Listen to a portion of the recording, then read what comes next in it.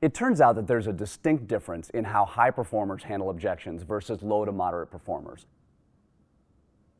What I always say is objections are absolutely natural to the sales process. We should welcome them.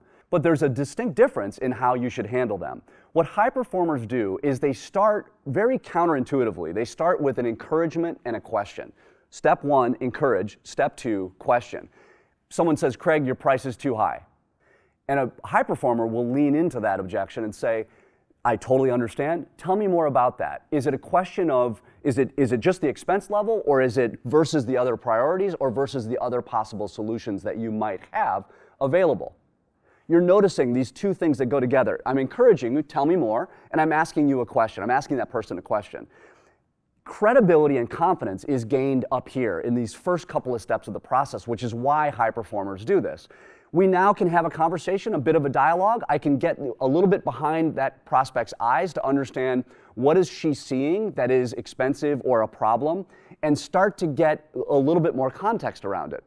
The third step that high performers do is what great listeners do, and that's called the confirm. After we've had this back and forth, and I've asked some questions, and I've encouraged and drawn that customer out, then I might say, so Susan, here's what I'm hearing. There's a bunch of priorities. The bucket of budget is spoken for based on all those other priorities, and what I'm suggesting just doesn't fit. Is that what you're saying? This is what good listeners do. This is called active listening, right? It's called the confirm. It's playing back what I've just heard. Tremendous credibility is earned in that moment, right? In that step of the process. Then, and only then, do high performers get to step 4, which is what we call the provide, or the answer. This is where low to moderate performers often jump.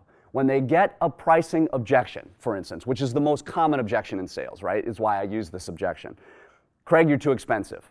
My immediate reaction as a low to moderate performer is, okay, I totally hear you. Let's talk about the ROI. Because now, Bill, Susan, if you jump up to the ROI and you think about this, the price in that context is actually not as expensive as it appears. Let's talk about that. That's fine as far as it goes, but it doesn't earn me credibility, and it doesn't gain confidence in the prospect or customer's eyes. 1, 2, and 3 do. Encourage, question, and confirm. Then and only then do we go to provide. And then finally, just for thoroughness, the last step is we call the check, which is after I provided the answer, we've had a little dialogue about that. I might say, Bill, Susan, does this all make sense?